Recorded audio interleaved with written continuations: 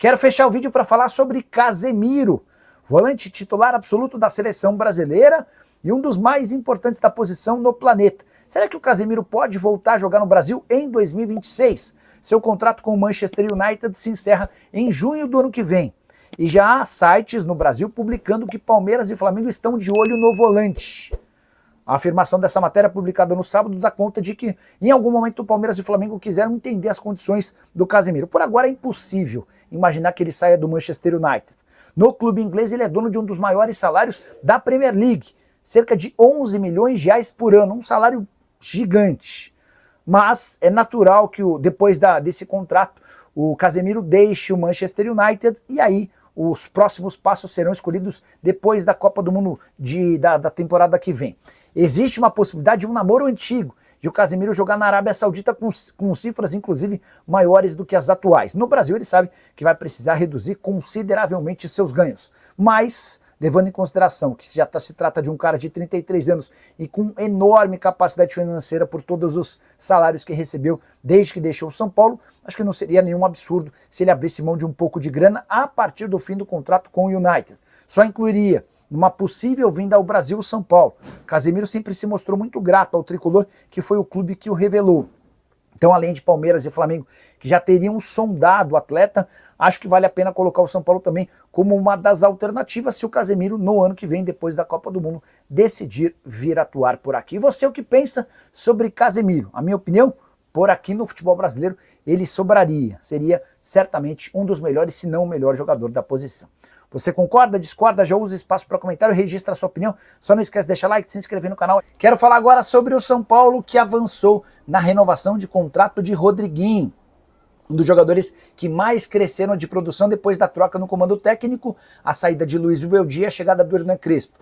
Com o Zubeldia, o Rodriguinho praticamente não jogava, mas com o Hernan Crespo, o Rodriguinho passou a ter um papel importante. Até por isso a renovação de contrato se tornou algo extremamente justo. Seu vínculo se encerra em dezembro do ano que vem e o Rodriguinho ganha hoje 45 mil reais, o que faz com que a multa rescisória dele no Brasil seja de 90 milhões de reais. O São Paulo vai prorrogar esse contrato pelo menos até 2028 com um belo reajuste salarial compatível a de um atleta que tem jogado com frequência. Só para lembrar que nas últimas 4 partidas ele chegou a ser titular em 3 delas, em duelos contra Cruzeiro, Atlético Nacional da Colômbia, jogo de Libertadores da América, e também contra o Sport. Queria deixar uma pergunta para você, torcedor são paulino.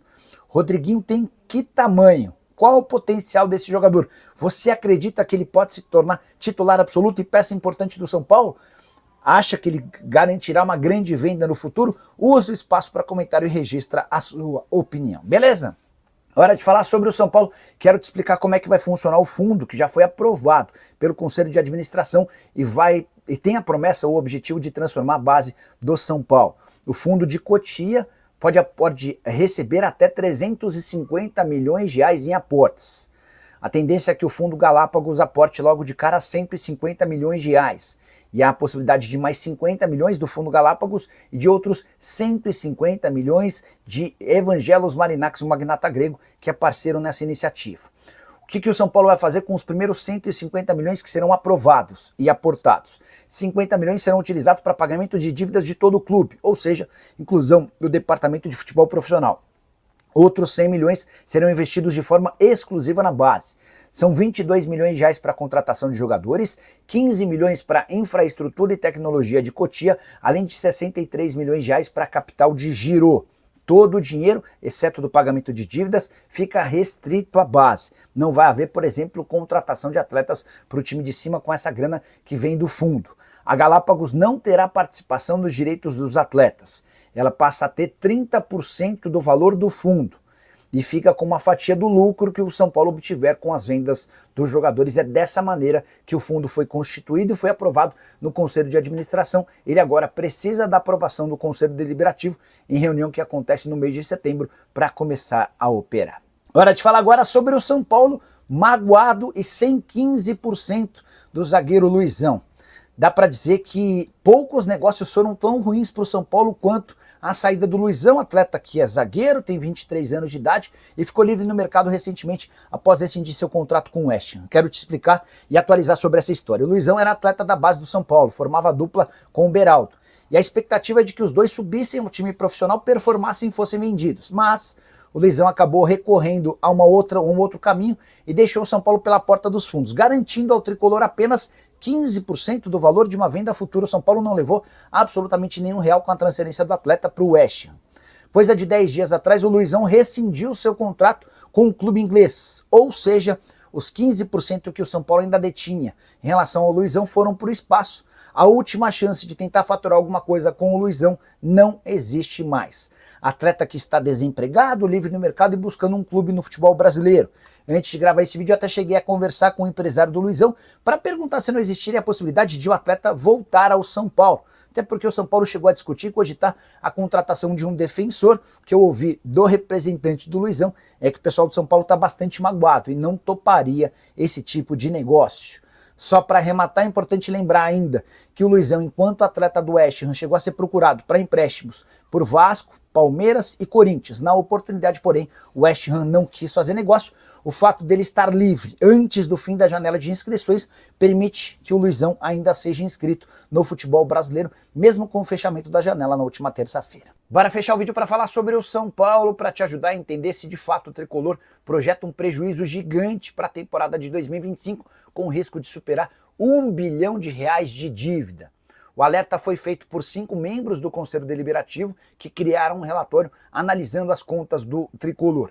Importante dizer que esse relatório não foi confeccionado pelo São Paulo, e sim por 5 membros de oposição à diretoria. Segundo esse relatório, o aumento da dívida, já dá para cravar um aumento da dívida considerável, além de uma previsão de déficit na temporada de 2025. O São Paulo havia projetado um superávit de quase 45 milhões para 2025. Segundo os conselheiros, a previsão é de um prejuízo de 48 milhões de reais. Esse prejuízo só não será maior por conta de vendas de atletas. Senão, de acordo com os conselheiros, o prejuízo do São Paulino chegaria a 118 milhões de reais. A dívida, segundo eles, já está bem perto de R$1 bilhão.